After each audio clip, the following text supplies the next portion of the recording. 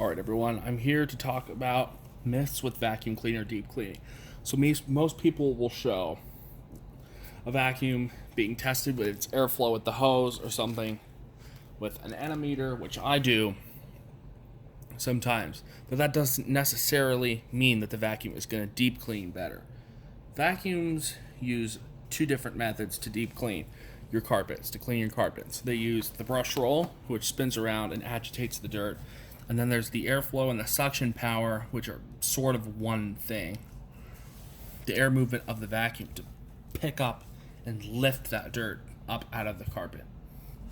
But there's a problem with that.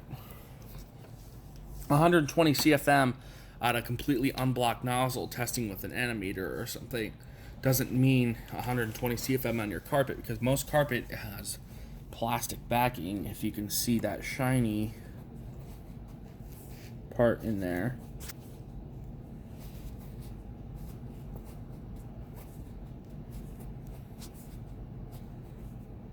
Yeah, you can see it, I guess.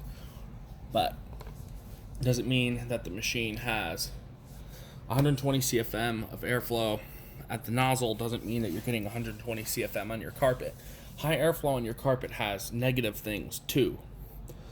Number one, it will pull your carpet up more and lift it and seal it closer to the vacuum head. And the more airflow it has, the more it seals the carpet to the head, and then more reduces that airflow. So there's a happy medium. A huge amount of airflow in like a Kirby or something actually does the complete opposite on modern carpets that are, have a stain treated back, which means they have a liquid proof backing. That's why those carpets are very difficult to get air through, and a lot of vacuums stick to them so heavily.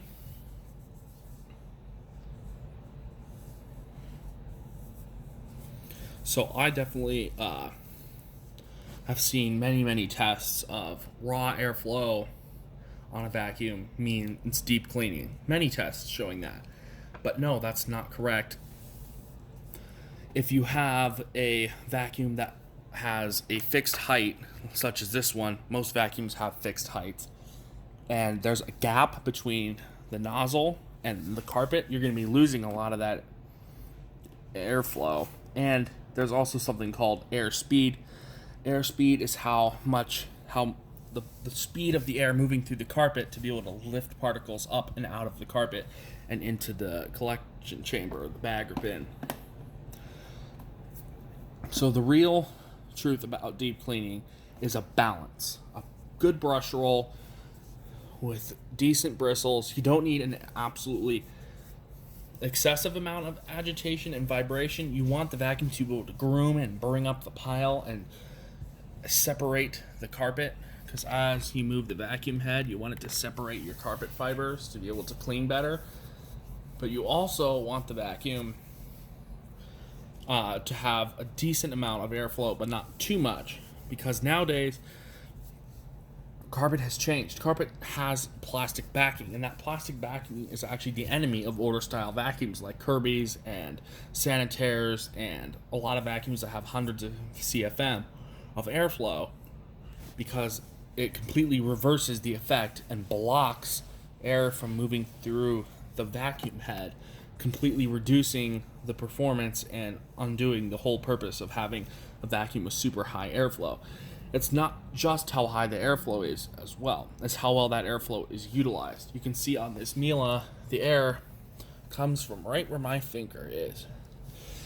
Well, I'm kind of neglecting the whole other half of the vacuum head. So basically, you're going to be only cleaning this area right here very well. There's another problem. The whole edge right here is completely neglected. You can see there's the belt right here, and it's completely blocked. There's no way for air to get through here. See? It's blocked. It can't get around this thing. So this brush is going to be revolving around right here, but it's going to be doing nothing. It's just going to be agitating dirt and spitting it back onto the carpet, because there's no airflow and suction here to pick that dirt up. It's all right here. That's why in my edge cleaning test on this machine, it did a terrible job of edge cleaning, because it might have a lot of perceived airflow, the tested airflow, but the applied airflow isn't very good because it doesn't seal down to the carpet very well. You can see these wheels are at a fixed height,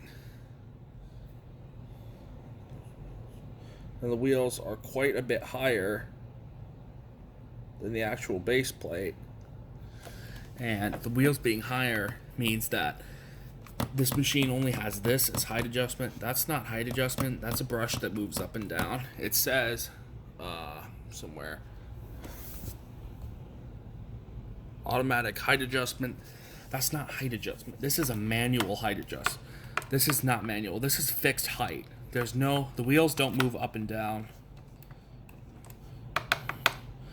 The brush moves up and down. That's not height adjustment. That's the nozzle is still at the same position. On the Dyson, let's check this machine out. You can see how the nozzle does move. This is height adjustment. You can see when it's on carpet, the bristles can penetrate down into the carpet. You can see how little bristle actually sticks out right here.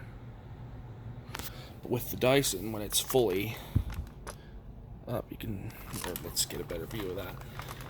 Right here, you can see how much the brushes stick out on the Dyson, and you can see how the airflow comes right from the center of the machine right here at the swivel for the ball, and there's nothing blocking the airflow. You can see some people wonder why this big piece is right here and why they don't put the motor back here.